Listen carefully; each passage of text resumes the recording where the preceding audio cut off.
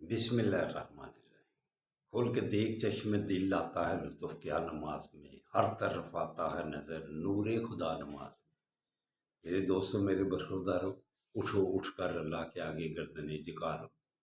یہ وقت ہے اللہ کو منانے کا، اللہ کو راضی کرنے کا۔ تو اللہ بندے کو بخشنا چاہتا ہے، وہ غفور الرحیم ہے۔ سب سے بڑی صفت اللہ کی غفور الرحیمیت ہے۔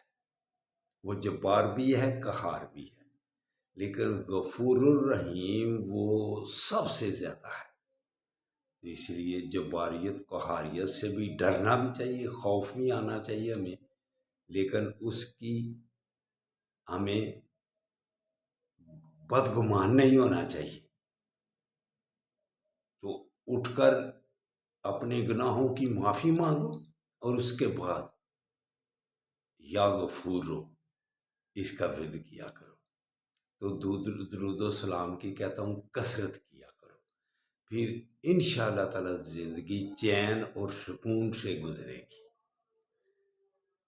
آقا صلی اللہ علیہ وآلہ وسلم نے دو دعائیں مانگی، یا اللہ میری امت پر اجتماعی عذاب سے اس کو محفوظ رکھنا۔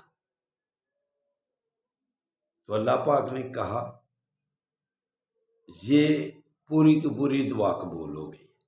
دوسری دعا مانگی، یا اللہ میری امت کو غالب رکھنا، مغلوبیت سے بچانا۔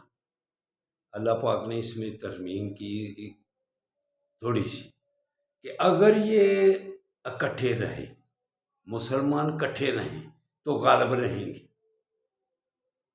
وگرنہ اگر علیحدہ علیحدہ ہوگی تو مغلوبیت۔ تو اب عقل آ گئی ہے، اب شعور بڑھنے لگا ہے۔ جب اسرائیل آ رہا ہے نا عرب ممالک پر، تو اب شعور آ رہا ہے۔ اب معاہدے، اس لیے معاہدے ہو رہے ہیں، اور معاہدے سعودی عرب نے پاکستان کے ساتھ کر لیا ہے، اب اکٹھے ہونے لگے ہیں۔ دوسرے ممالک بھی اب انشاءاللہ تعالی معاہدے کریں گے، تو جب اکٹھے ہو جائیں گے پھر انشاءاللہ تعالی یہ غالب رہیں گے۔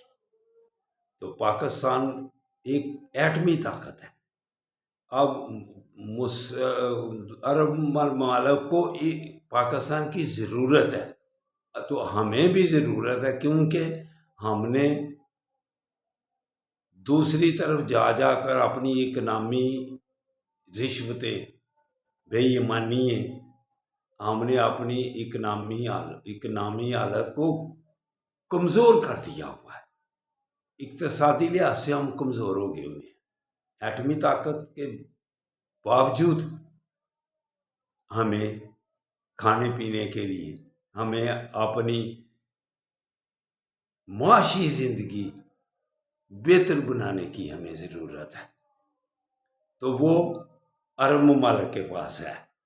اس لیے جب یہ اکٹھے ہو جائیں گے تو انشاءاللہ تعالی ان کا کوئی پھر مقابلہ کر سکتا ہے؟